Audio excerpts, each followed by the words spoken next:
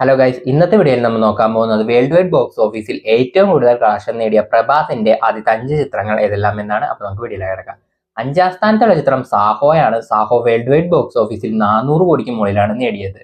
4ാം സ്ഥാനത്തുള്ള ചിത്രം ബാഹുബലി 1 ആണ്. ബാഹുബലി 1 വേൾഡ് വൈഡ് ബോക്സ് ഓഫീസിൽ 570 കോടിക്കടുത്താണ് നേടിയത്. ആദ്യമായി ഒരു സൗത്ത് ഇന്ത്യൻ ചിത്രം 500 കോടി ക്ലബിൽ കയറിയത് ബാഹുബലി 1 ആയിരുന്നു.